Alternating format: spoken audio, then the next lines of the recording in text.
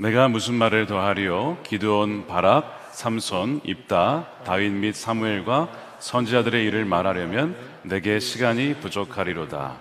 그들은 믿음으로 나라들을 이기기도 하며 의를 행하기도 하며 약속을 받기도 하며 사자들의 입을 막기도 하며 불의 세력을 멸하기도 하며 칼날을 피하기도 하며 연약한 가운데서 강하게 되기도 하며 전쟁에 용감하게 되어 이방 사람들의 진을 물리치기도 하며 밀린 후에 다시 자라기 시작하니라.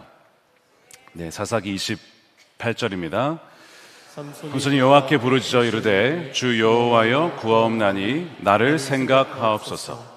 하나님이여 구하옵나니 이번만 나를 강하게 하사 나의 두 눈을 뺀 블레셋 사람에게 원수를 단번에 갚게 하옵소서 하고, 삼손이 집을 버틴 두 기둥 가운데 하나는 왼손으로 하나는 오른손으로 껴 의지하고, 삼손이 이르되 블레셋 사람과 함께 죽기를 원하노라 하고 힘을 다하여 몸을 굽히매 그 집이 곧 무너져 그 안에 있는 모든 방백들과 온 백성에게 덮이니 삼손이 죽을 때에 죽인 자가 살아있을 때에 죽인 자보다 더욱 많았더라. 아멘. 하나님의 말씀입니다.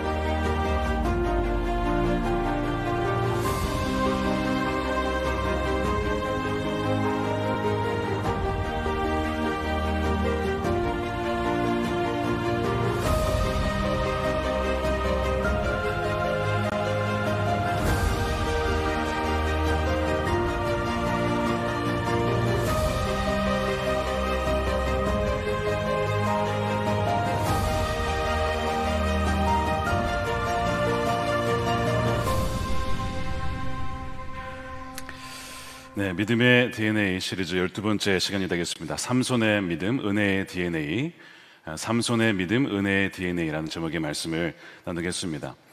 우리 아이들에게 혹시 물어본다면 성경 인물 중에 가장 좋아하는 인물이 누구냐라고 하면 보통 다윗을 꼽거나 아니면 삼손을 꼽을 수 있습니다. 왜냐하면 삼손은 굉장히 힘이 강한 사람으로 알려져 있죠. 우리 아이들이 어린 시절에 교회 학교를 다니면 삼손 이야기만 보면 굉장히 재밌어 합니다.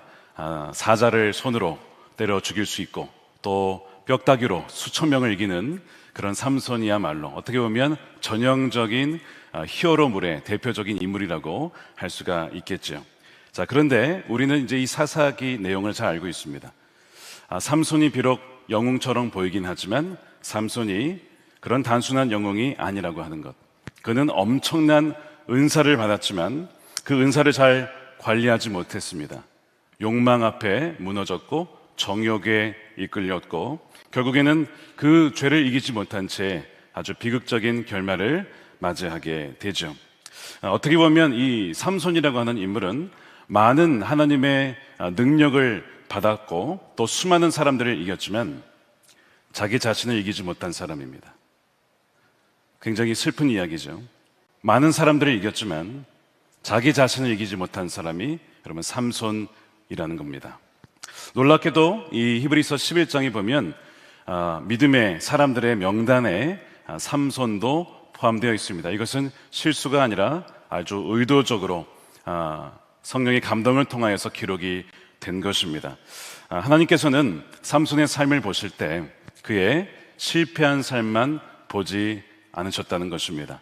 그의 무너진 삶도 있었지만 또 어려움도 있었지만 그러나 그의 추한 실패만이 아니라 그 실패와 어려움 속에 또 무너진 삶 속에서 여전히 하나님을 붙잡았던 그 믿음, 그 하나님의 은혜를 붙잡았던 그 삼손의 믿음을 하나님은 보셨던 것입니다. 그래서 오늘 우리가 이 말씀을 살펴볼 때에 붙잡을 질문이 하나 있는데 뭐냐면 하나님이 주신 부르심과 은혜를 다 탕진하고도 다시 그 은혜 안에 설 수 있을까?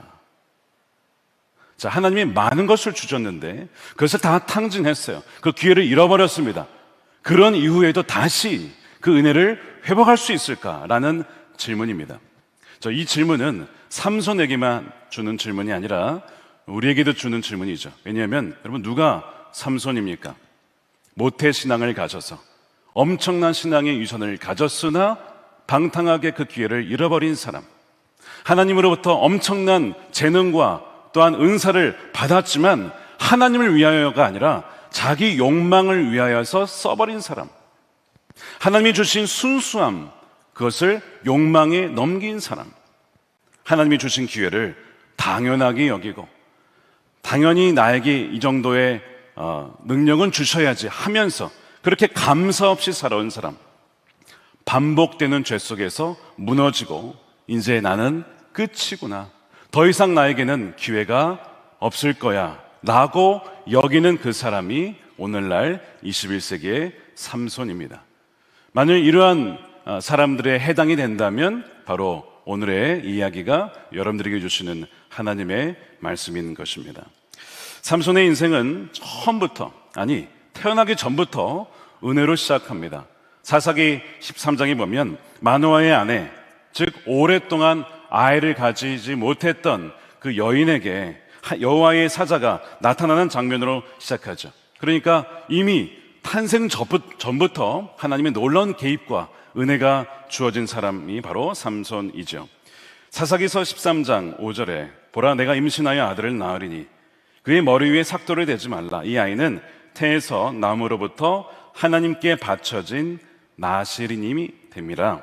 그가 블레셋 사람의 손에서 이스라엘을 구원하기 시작하리라 하시니. 자, 삼손은 우연히 태어난 사람이 아니라, 모든 사람은 우연히 태어난 사람은 아무도 없습니다. 어쩌다가 태어난 사람은 아무도 없죠. 그러나 특별히 삼손은요, 하나님의 계획 가운데 태어난 아이였습니다. 그리고 태중에서부터 구별이 되어서 그는 나실인이야, 하나님으로부터 구별된 하나님의 사람이라고 그렇게 부름을 받았다는 거예요. 민수기 6장에 보면 나실인으로서 꼭 지켜야 될 세 가지가 있었습니다. 첫 번째, 포도주나 독주를 입에도 대지 말아라. 술 마시지 말라는 겁니다. 두 번째 뭡니까? 머리를 밀지 말아라. 세 번째, 시체에 가까이 가지 말아라. 그러니까 가나안 땅에 그 당시에 너무나 일반적으로 사람들이 행하던 것과 정반대의 모습을 행함으로써 하나님으로부터 구별된 사람이라는 것을 외적으로 보여주는 것이 이 나실인의 규례였던 것이죠. 단순한 이것은 규칙이 아니라 그의 정체성을 드러내는 것이었습니다. 너는 너의 뜻대로 사는 사람 아니야. 너는 하나님께 구별된 사람이야 라고 하는 정체성을 심어준 것입니다. 삼손은 그렇게 태어난 사람이었습니다. 단지 힘센 사람이 아니라 하나님의 특별한 목적을 위해 뭐였습니까? 이스라엘을 블레셋으로부터 구원하기 시작하기 위하여 이 삼손을 보내셨다는 것입니다. 한마디로 그는 처음부터 은혜로 시작한 사람이었다는 거죠. 자, 그런데 우리도 마찬가지예요. 저와 여러분도 여러분 우연히 태어난 것이 아니라 하나님의 계획 가운데 태어나신 것을 여러분 믿으십니까?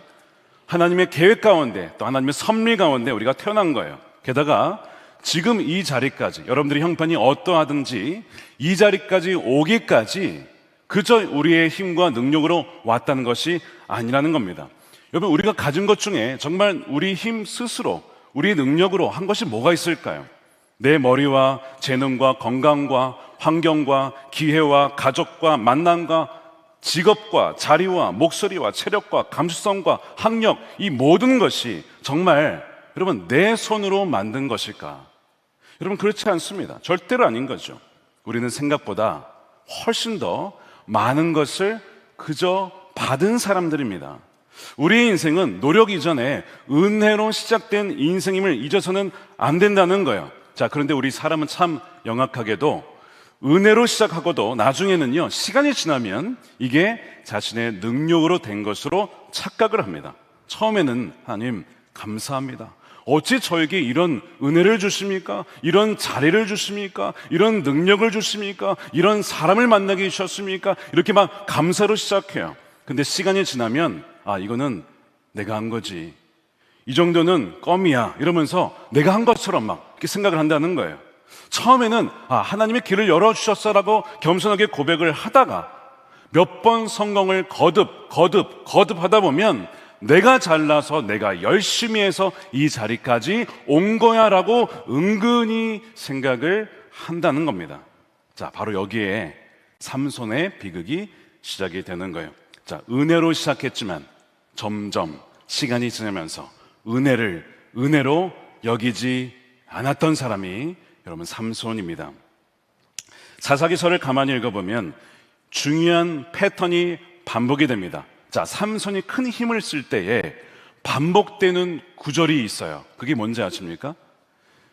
그게 뭐냐면 그 힘의 출처가 뭔지를 꼭 성경은 이야기를 합니다. 예를 들면 사사기서 14장 6절에 여호와의 영이 삼손에게 강하게 임하니 그가 손에 아무것도 없이 그 사자를 염소 새끼를 찢는 것 같이 찢었으나, 중요한 게 순서인데 삼손이 강해서 사자를 찢어 죽인 게 아니라는 겁니다.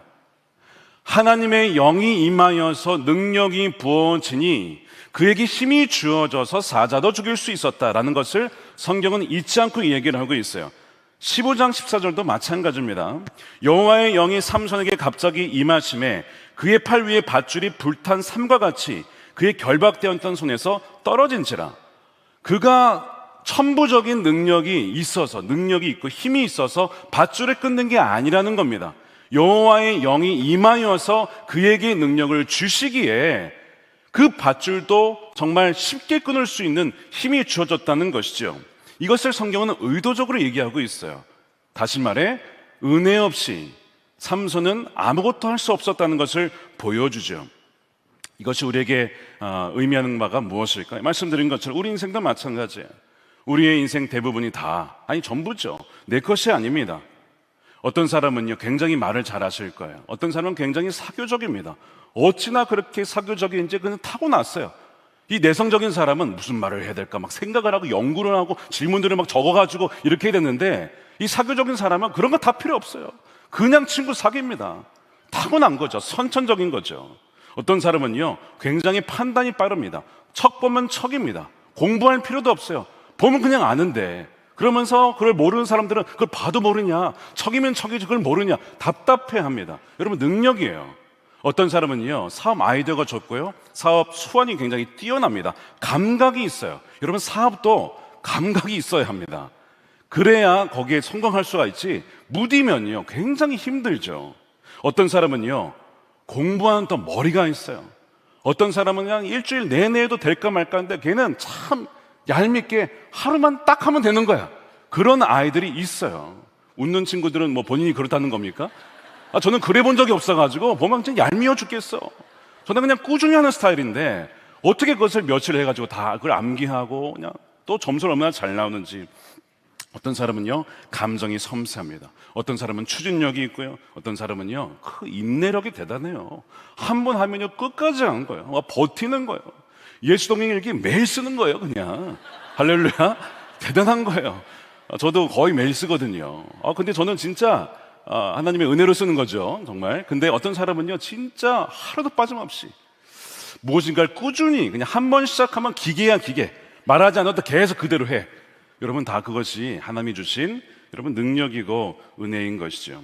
이게 다 뭐냐면 하나님이 주신 것인데 우리가 그것을 잊을 때가 있다는 거예요. 내가 한 게 아니라는 거예요. 그리고 이제 이 자리에 우리 청년들도 있고 또 이제 젊은 분들도 계시지만 이런 이야기 많이 듣잖아요. 너를 브랜딩 해야 된다. 너의 가치를 증명해야 된다. 너의 능력을 보여줘라. 너의 경쟁력을 만들어라. 뭐 이런 얘기 하잖아요. 굉장히 그럴듯한 이야기입니다. 그리고 뭐 그렇게 안 하면 이 사회에서 살아갈 수가 없겠죠.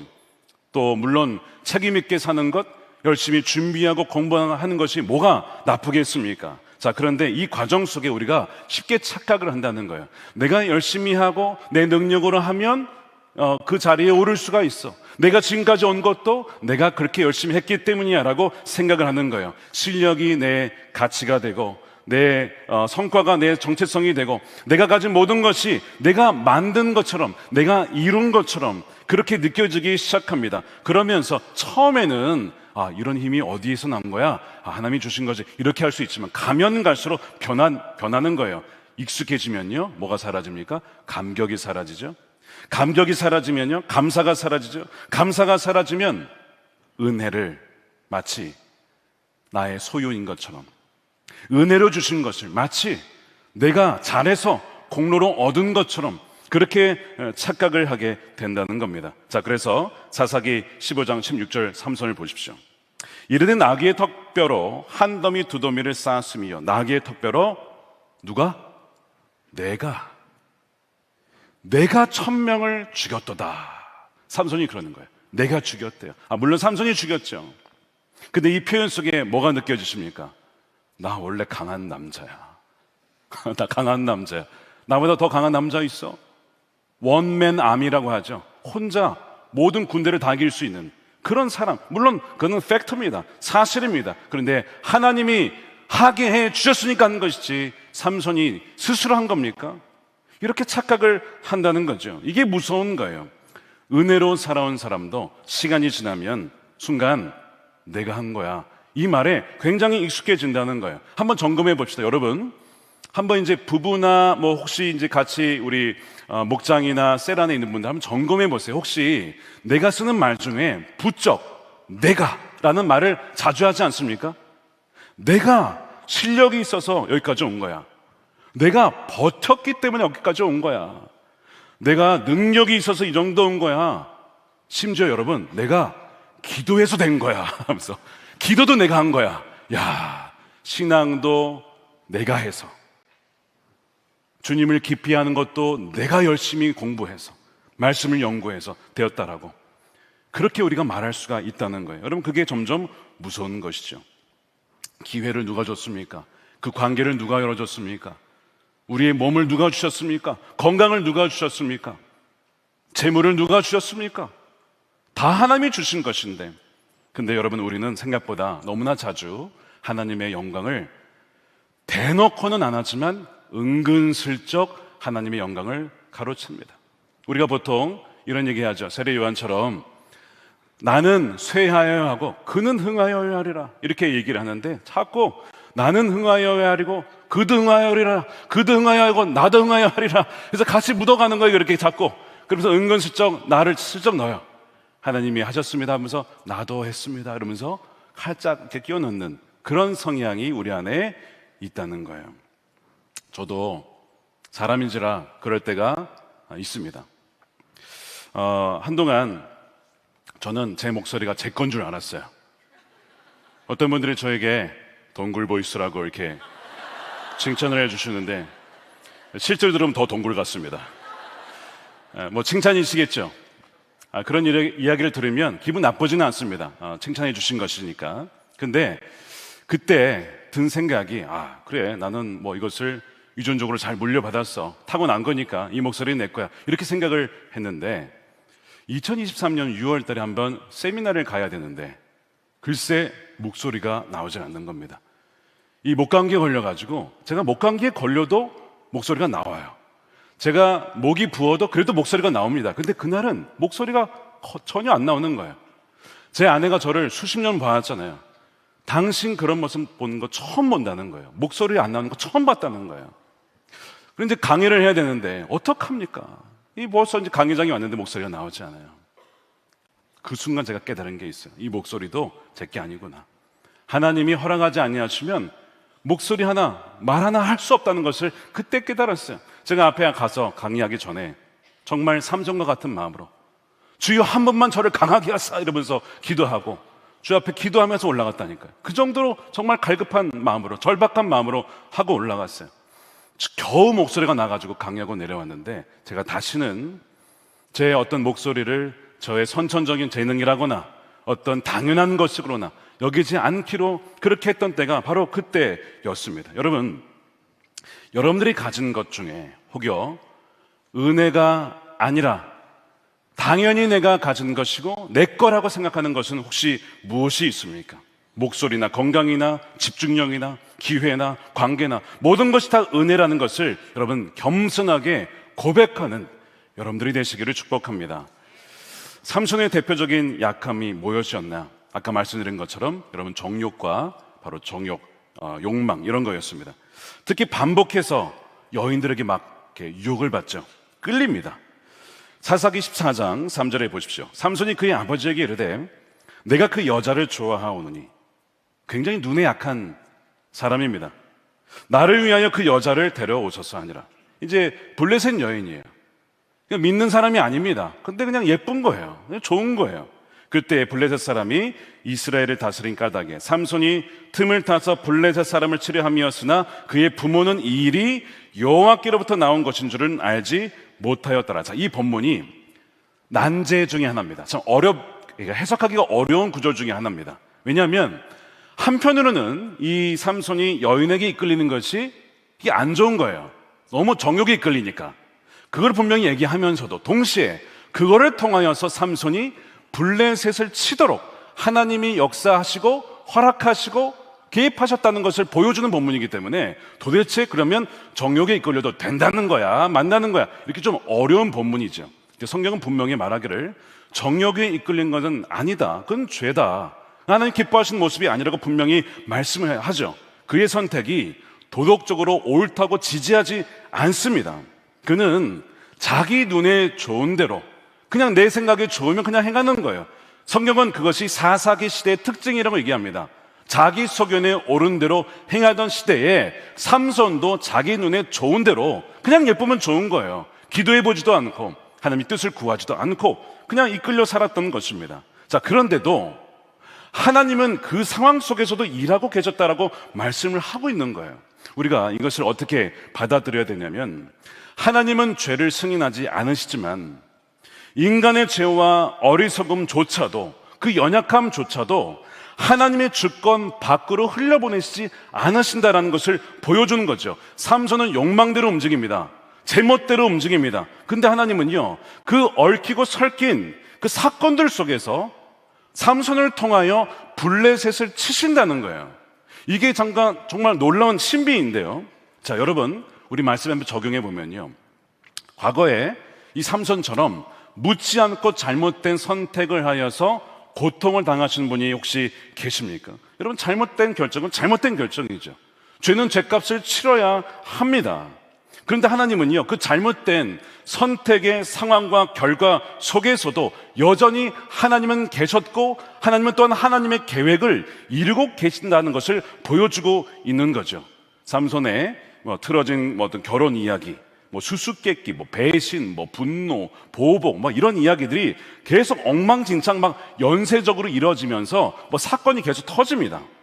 근데 그 블레셋과의 충돌을 통해서 하나님은 이스라엘에 함께 계심을, 또 이스라엘을 구원하심을 보여주시고 나타내세요. 그러니까 아무도 컨트롤할 수 없는 좌충우돌의 이 삼손을 통해서 하나님은 역사하시는데, 삼손은 자기가 하나님의 도구인 줄 모르면서도 하나님의 도구로 쓰임받은 사람이 삼손이었다는 것입니다. 어떤 학자가 삼손을 가리켜서 야훼의 무의식적인 도발자라고 불렀습니다. 참 의식이 없고 어떻게 정말 통제할 수 없는 사람이지만 근데 하나님이 쓰시는 사람이라고. 여러분, 통제불능의 사람이 있으십니까?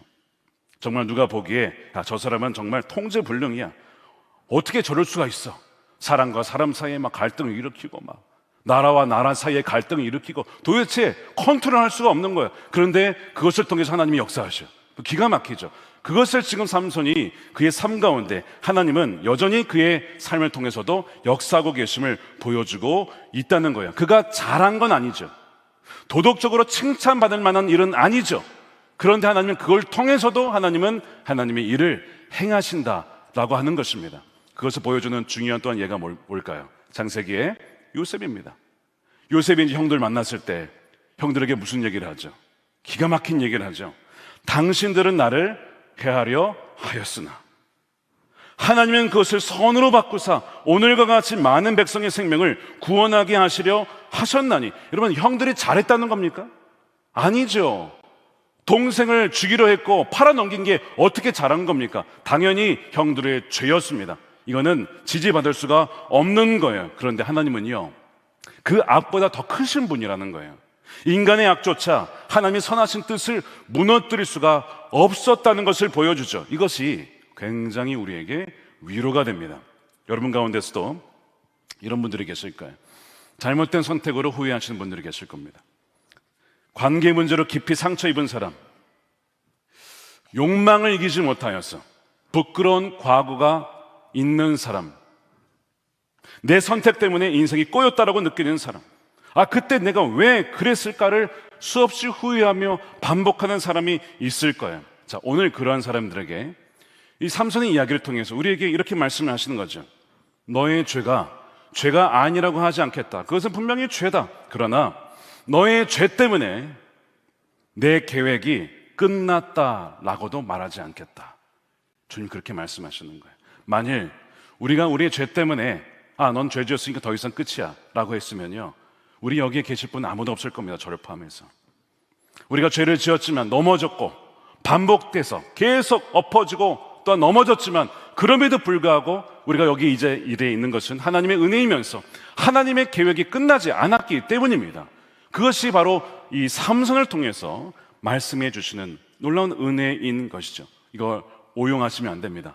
그러면 어떻게 살아도 하나님께서 역사하시니까 되겠네. 여러분, 절대 그게 아니라는 거예요. 그렇게 또 들으시면 안 돼요. 오늘 김다희 목사님이 어떻게 살아도 된대, 마음대로 살아도 된대, 하나님 알아서 처리해 주신대.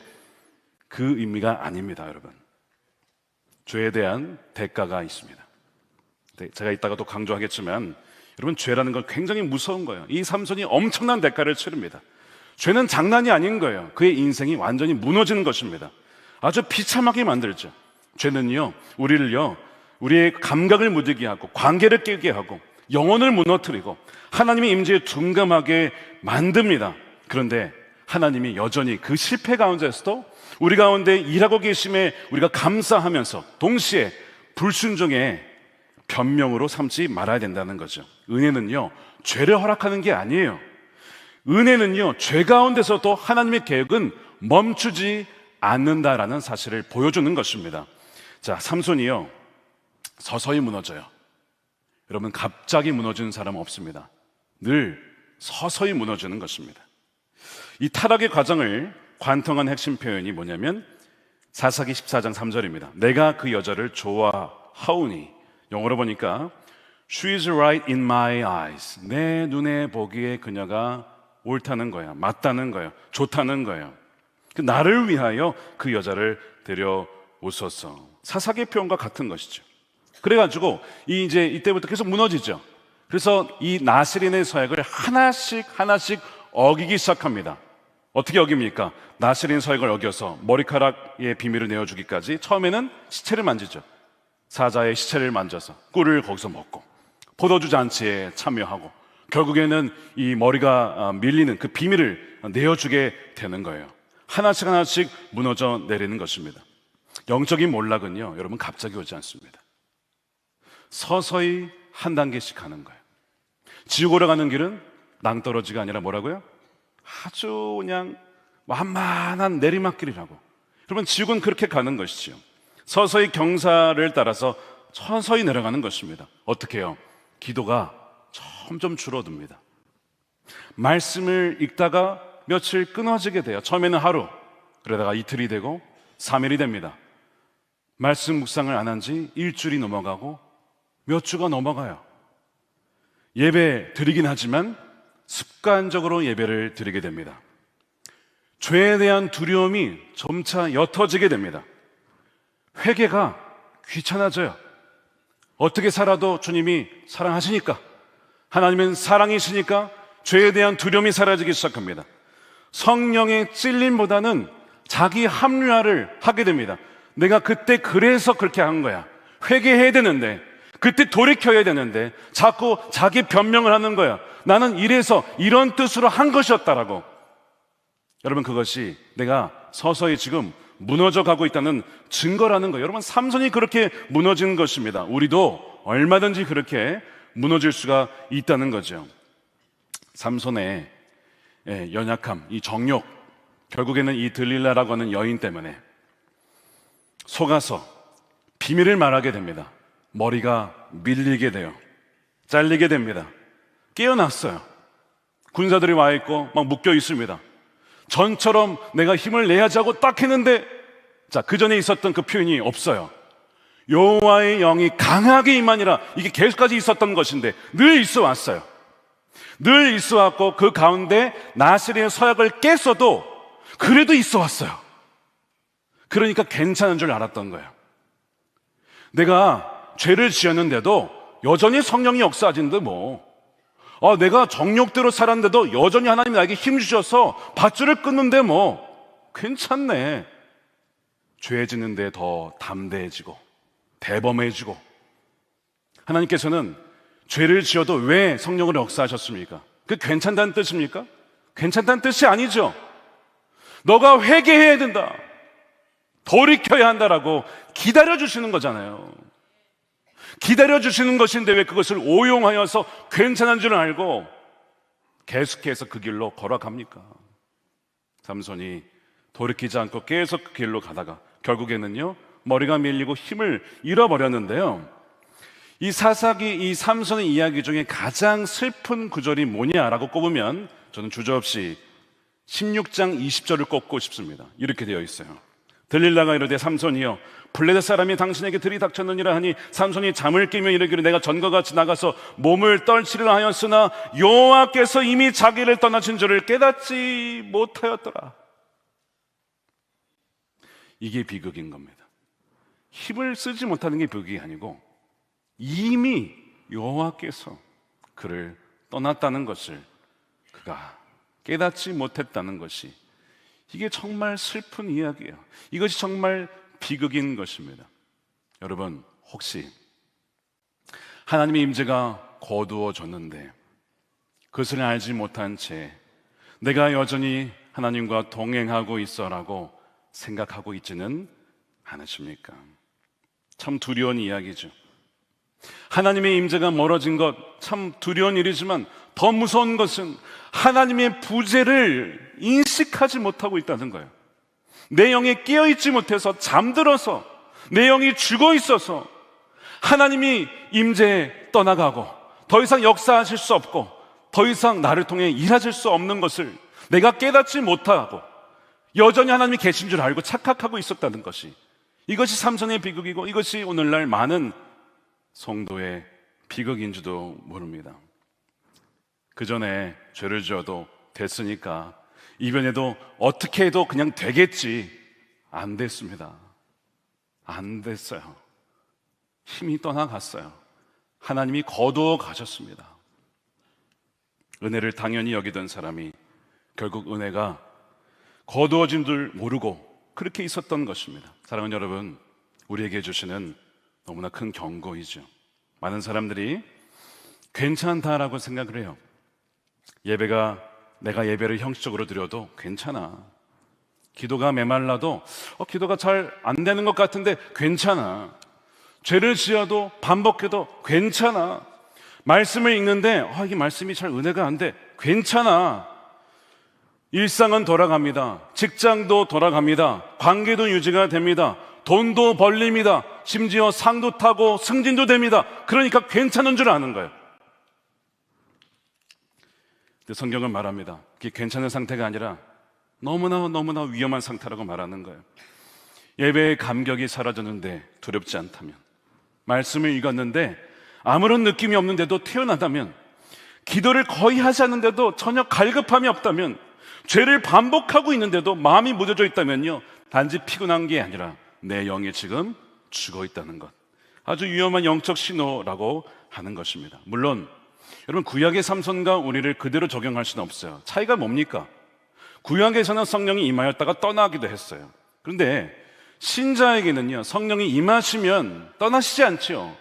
고와 같이 버려두지 아니하시고 영원히 함께 하십니다. 그러나 차이가 뭐가 있냐면, 성령이 내주는 하시지만 성령이 근심하시고 성령의 충만함을 누리지 못하여서 성령이 소멸이 되어서 아무런 역사하실 수 없고 말도 할 수 없고 주의 음성을 들을 수도 없고 겨우 생명만 남은 그 상태, 여러분 얼마나 안타까운 상황입니까?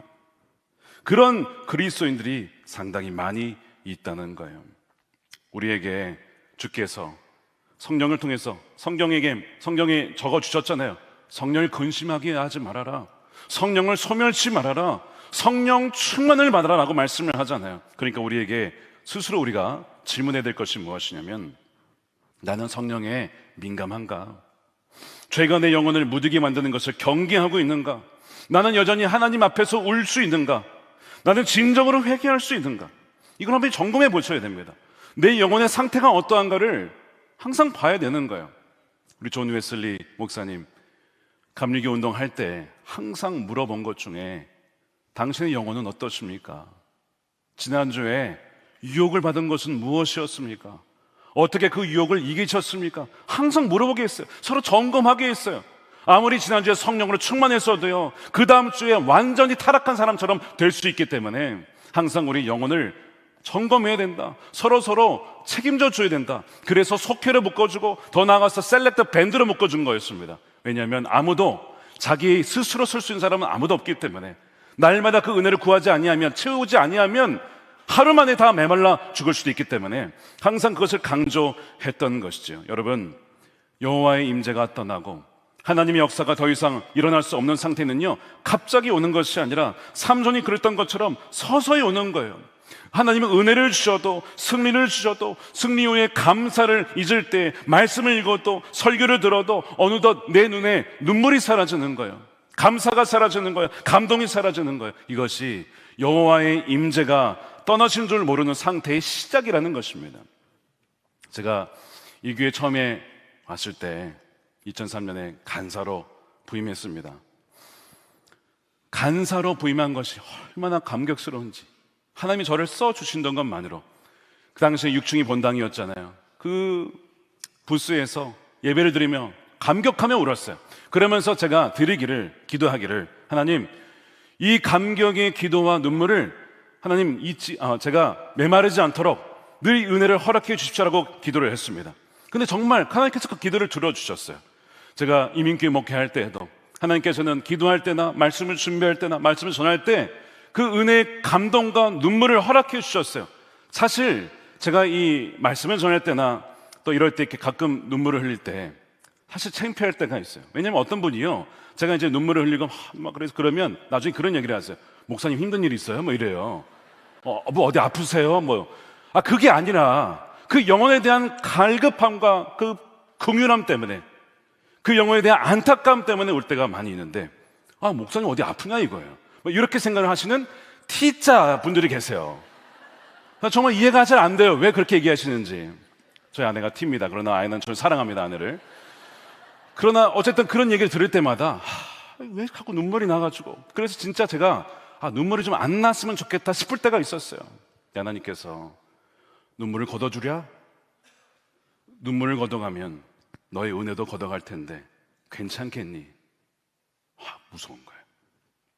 하나님, 조금은 창피할 수 있지만 눈물을 통해 은혜가 메마르지 않는다면 하나님, 저에게 계속 눈물을 주십시오. 눈물을 걷어가지 말아 주십시오. 그래서 그때부터 울보 목사가 된 거예요. 지금도 눈물 날라 그래 또. 어쨌든 그래서 눈물을 걷어가지 않으셨어요. 근데 여러분, 예배 가운데 말씀을 읽다가 기도 가운데 눈물을 흘리는 것은요, 약함이 아니라 여러분 은혜의 흔적인 것입니다. 더 무서운 것은 우는 것이 아니라 더 이상 울지 않게 되는 것입니다. 눈물이 메마르게 되는 것이 무서운 거예요. 더 무서운 것은 막 흔들리는 것이 아니라 여전히 그 죄의 견고한 진이 흔들리지 않게 되는 거예요. 흔들려야죠. 무너져야죠. 근데 끔찍도 안 하는 거예요. 너무 죄에 익숙해져가지고. 여러분, 그게 무서운 거 아닙니까? 더 무서운 것은 아픈 게 아니라 죄가 아프지도 않게 되는 것. 여러분, 정말 무서운 거 아닙니까? 여러분, 우리의 심령을 한번 점검해 보세요. 여러분들에게는 정말 하나님의 임재가 여러분들의 삶 가운데, 가정 가운데 여러분 있으십니까? 남아 있습니까? 삼손은요, 결국 그 지점까지 가는 거예요. 가지 말아야 될 지점까지 가는 거예요. 하나님이 기다려 주셨어요. 기회를 주셨어요. 그런데 결국에는 그 지점까지 가는 거예요. 결과는요, 너무 참혹합니다. 21절 보십시오. 블레셋 사람들이 그를 붙잡아 그의 눈을 빼고, 여러분, 눈이 없다고 생각해 보세요. 한 눈도 아니고 두 눈을 다 뽑았습니다. 가사에 내려가 그렇게 가사를 좋아하더니, 그렇게 그 가사가 아니고 지명이에요, 지명. 그렇게 그 여인들 만나러 그렇게 블레셋에 가다니면 결국 거기에 가가지고요, 거기에서 줄로 매어서 그에게 옥에서 맷돌을 돌리게 하는 거예요. 그래, 너가 그렇게 여자 좋아서 거길로 갔지? 가라. 아예 그냥 거기서 살아라. 그냥 맷돌 돌리면서 묶어주는 거야. 얼마나 비참한 상황이니까. 여러분, 삼손의 이름이 뜻이 작은 태양이라는 뜻이야. 작은 태양. 근데 그가 지금 어디에 있습니까? 어두운 감옥에 갇혀 있어요. 그는 하나님이 태양과 같은 존재로 불러주셨어요. 너는 이스라엘의 태양과 같은 존재야. 빛이신 하나님을 드러내는 존재야. 내가 너를 그를 위해서 구별하였어. 너를 나스린으로 불렀어. 너는 구별된 사람이야. 너는 세상과 똑같이 살면 절대로 안 되는 사람이야. 그렇게 부름받는 삼손인데, 그 삼손이 어디 있다고요? 어둠 속에. 어둠 속에. 두 눈이 뽑혀가지고 빛을 볼 수도 없어요. 이제 빛을 볼 수도 없다고요. 빛을 낼 수도 없고, 그렇게 매여서 살아가는 이 삼손의 너무나 안타까운 상황을 보시기 바랍니다. 그는 태양처럼 빛나야 될 사람인데 어둠 속에 갇혀버린 거예요. 그는 하나님의 영에 의해서 자유로운 사사였으나 지금 매여버린 거예요. 갇혀버린 것입니다. 묶여버린 것입니다.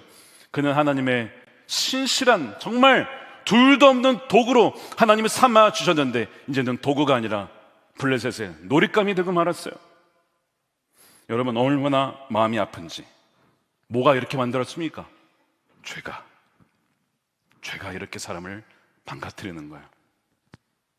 여러분, 도둑이 오는 것은요, 오로지 죽이고 멸망하고 파멸시키는 것뿐입니다.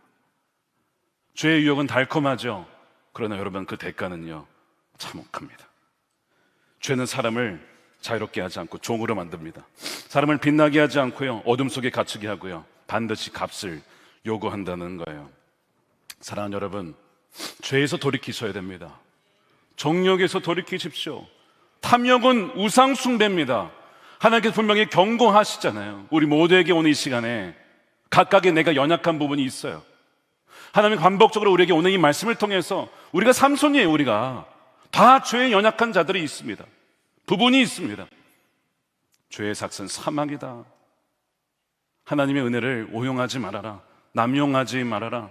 사랑하는 자녀들아, 돌아와야 된다. 돌이켜야 된다. 회개해야 된다라고 주님 말씀하시잖아요. 삼손의 이야기가 여기서 끝이 났으면 이건 비극입니다. 근데 우리는 알죠. 그 뒤가 있어요. 이야기는 아직 끝나지 않았습니다. 하나님은요, 이야기를 여기서 끝내지 않으셨어요. 감옥 어딘가에서 아주 작은 변화가 일어나고 있었습니다. 그게 뭔지 아십니까? 뭐예요 그게? 밀렸던 머리카락이 다시 자라기 시작하는 거예요. 자, 보십시오. 21절에 그에게 옥에서 맷돌을 돌리게 하였더라. 이게 얼마나 비참한 문장입니까? 근데 22절은 어떻게 시작합니까? 한글 성경에는 없어요. 근데 원문에 있습니다. 영어에도 있습니다. 뭐예요? 그러나 but 그의 머리털이 밀린 후에 다시 자라기 시작하니라. The hair of his head began to grow again. Grow again.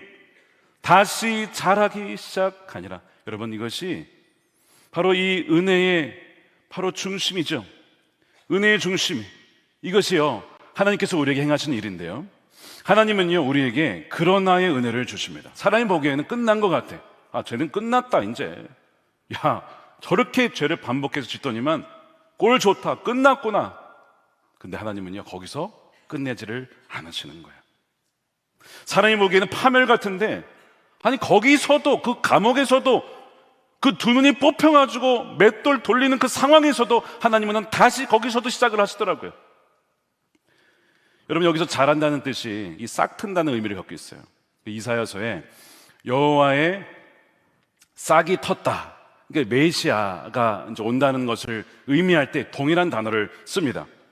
여러분, 하나님이 삼손을 회복한 이 시작하신 이 자리, 회복을 시작하신 자리가 어디라고요? 성전입니까? 뭐 거리입니까? 뭐 대단한 곳입니까? 거기 어디냐면 승리의 무대가 아니라 바로 감옥입니다.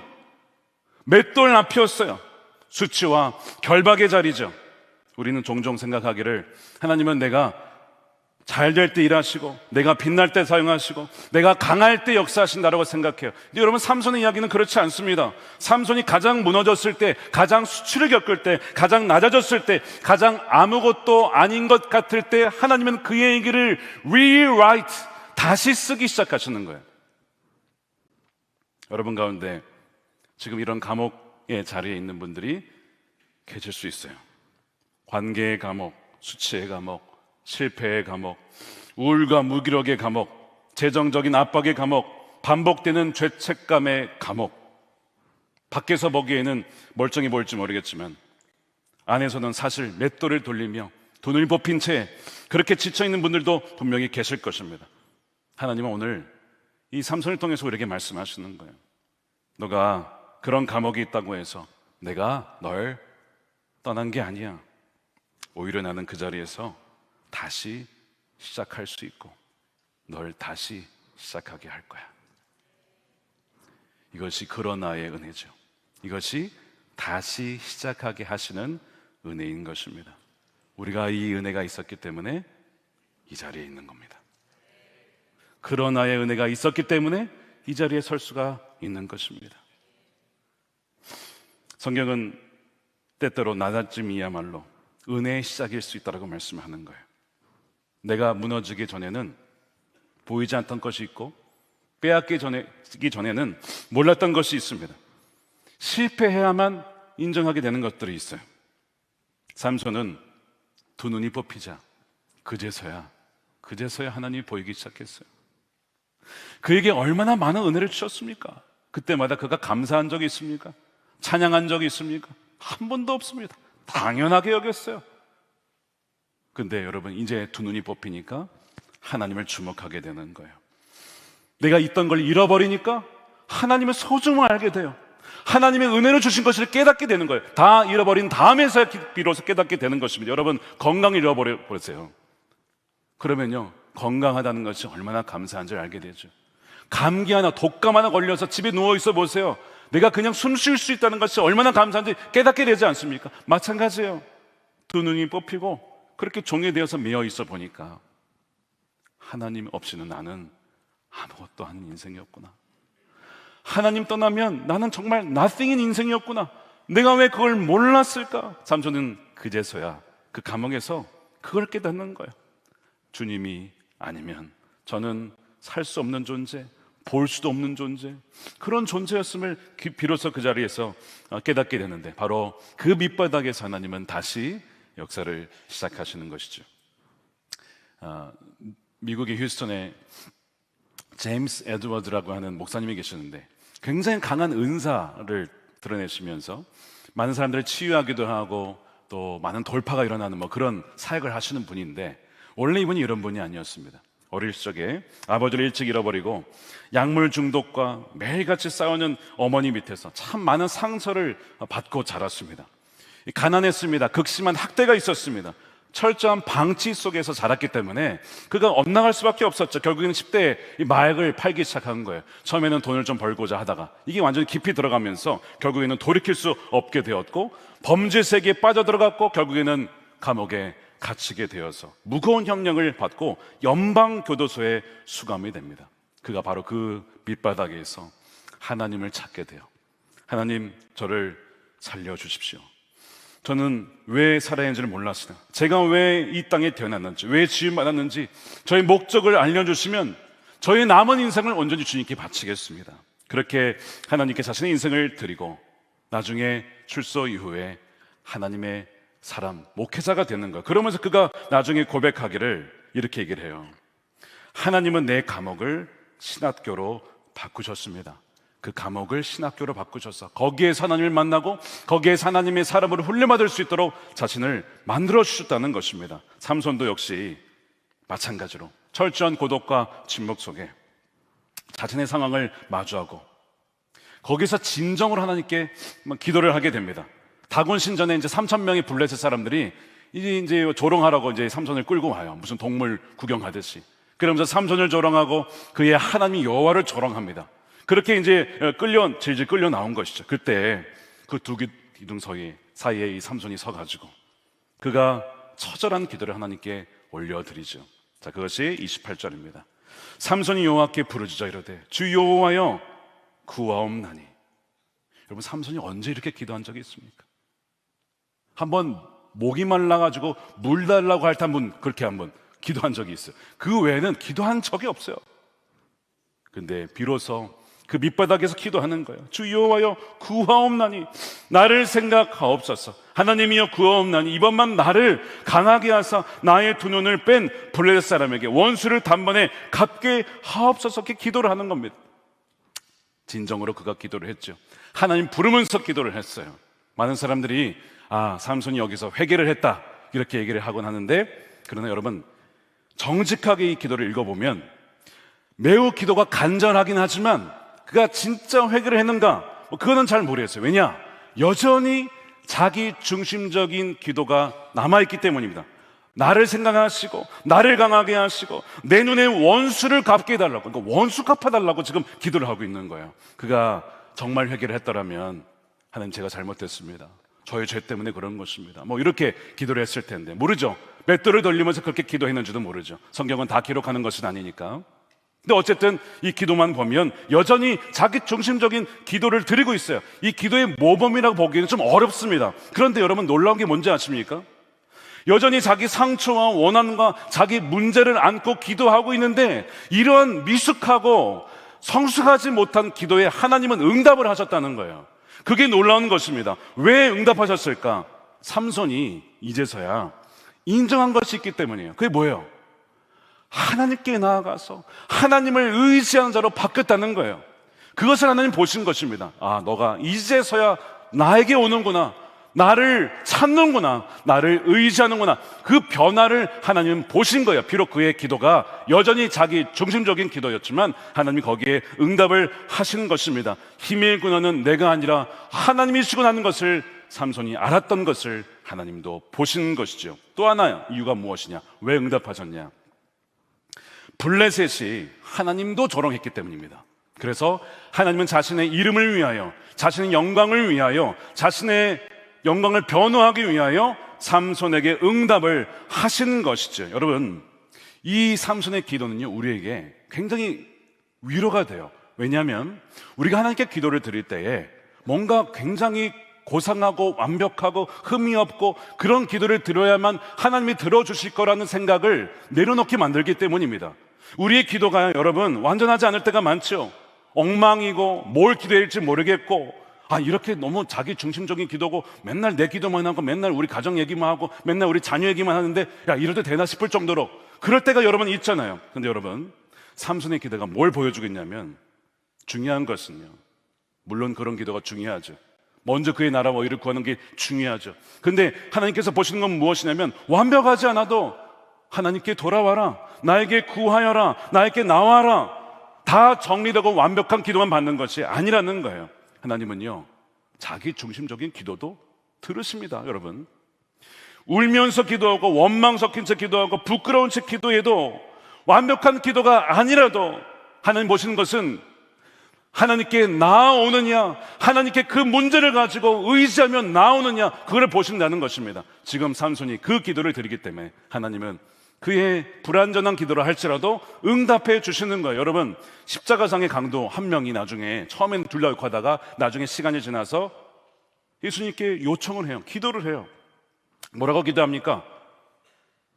나를 기억해 주십시오.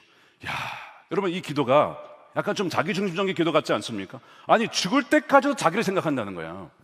누가 보면요, 어떻게 마지막까지도 변하지 않냐 이럴 수 있는데, 주님은요 거기에 대해서 책망하지 않으셨어요. 주님이 그 기도에 뭐라 하셨습니까? 너가 오늘날 나와 함께 낙원에 있으리라. 주님은 응답해 주셨어요. 응답해 주셨어요.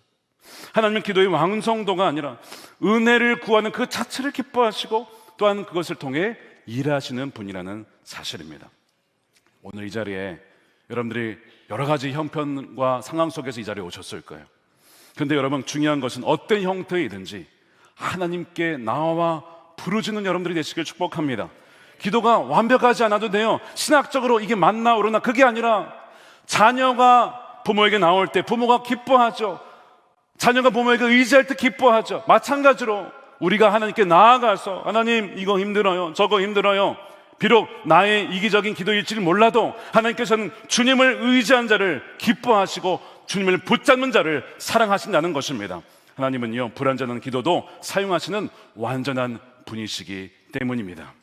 삼손이 기둥을 밀고 기둥이 무너지면서 그가 죽을 때 죽인 자가 살아있을 때 죽인 자보다 훨씬 더 많았다라고 기록을 하고 있습니다. 여기까지 보면 삼손이 죽은 거 보니까 비극이지만 말씀드린 것처럼 히브리서 11장의 관점에서 보면 삼손을 믿음의 사람으로 보여주고 있어요. 왜 그럴까요? 바로 이 부분입니다. 연약한 가운데서 강하게 되었기 때문입니다. 자, 34절이죠. 연약한 가운데서 강하게 되기도 하며, 이 대표적인 믿음의 사람으로서 삼손을 꼽은 거예요. 어떻게 이것이 가능했는가? 그의 삶 가운데 관통해 있던 바로 은혜 때문이었습니다. 성령의 내본의 역사와 잘못된 선택 속에서도 하나님의 주권의 역사가 있었고, 머리가 밀렸지만 감옥에서 다시 자라게 하시는 하나님의 그 신실하신 은혜가 있었기 때문입니다. 여러분, 사사기는 우리에게 죄를 짓지 말라라고 경고하면서 동시에 히브리서는 우리에게 그럼에도 불구하고 하나님의 그 은혜를 의심하지 말라라고 말씀합니다. 하나님께 믿음으로 나아가고 하나님의 은혜를 믿음으로 간구하는 자를 하나님은 멸시치 않으신다라는 사실이죠. 오늘 이 말씀을 보면서 여러분, 삼손은요, 우리와 같이 실패한 사람이에요. 불완전한 사람입니다. 불순종한 사람입니다. 자, 그런데 주님께서 대신 우리의 죄를 위하여, 대신 우리가 받아야 될 모든 형벌, 머리와 손과 발과 모든 찔림을 당하시고 십자가에서 대신 그 모든 죄값을 치러주셨어요. 저와 우리 모두 삼손과 같이 불순종한 사람이었죠. 자기 소견에 옳은 대로 살아가는 사람들입니다. 그런데 예수님은요, 늘 아버지의 뜻을 구하며 살아가셨어요. 우리는요, 우리 원수에게 똑같이 갚아주고 싶어 합니다. 삼손도 복수를 해달라고, 원수를 갚게 해달라고 했어요. 그런데 예수님은요, 그 원수를 위하여서 십자가에서 기도하셨어요. 저들이 하는 짓을 알지 못합니다. 삼손은 결국에는 죽습니다. 머리가 다시 자라긴 하였으나 결국 죽고 말아요. 그러나 주님은요, 죽으시고 삶 안에 부활하셨어. 누구든지 그를 믿는 자마다 영원한 생명과 부활을 우리에게 주시는 분이십니다.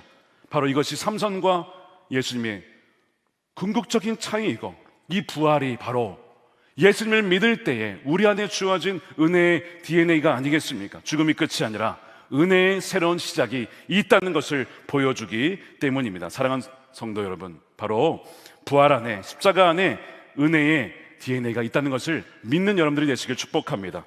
이 은혜의 DNA의 네 가지 차원을 우리가 보았는데 뭐였습니까? 은혜의 원천은 무엇이다? 삼손의 힘은 처음부터 끝까지 여호와 영이 강하게 임해야만 가능한 것이었다는 거예요. 원천은 바로 하나님께 있다는 거죠. 은혜의 주권은 무엇입니까? 하나님은 삼손의 잘못된 선택 속에서도 주권적으로 일하고 계셨다는 거예요. 은혜의 신실하심은 무엇이죠? 삼손의 마지막 기도는 끝까지 자기 중심적이었지만 하나님은요, 그래도 하나님은 응답해 주셨다는 거예요. 은혜의 근거는 우리의 자격이 아니라 하나님의 신실하심입니다. 은혜의 회복도 있습니다. 감옥에서 머리카락이 다시 자라기 시작했죠. 하나님은요, 밑바닥에서도 다시 시작하게 하시는 은혜의 하나님이십니다. 첫 질문 다시 돌아가 봅시다. 하나님이 주신 은혜와 재능과 이런 것들을 탕진하고도 다시 은혜에 설 수 있는가? 아멘입니다. 다시 설 수 있습니다. 하나님 우리에게 다시 기회를 주신 분이에요. 그 어두운 감옥에서도 우리에게 머리를 자라게 하시는 분이십니다. 이 놀라운 은혜가 우리 모두에게 흘러가고 있음을 믿는 여러분들이 되시길 축복합니다.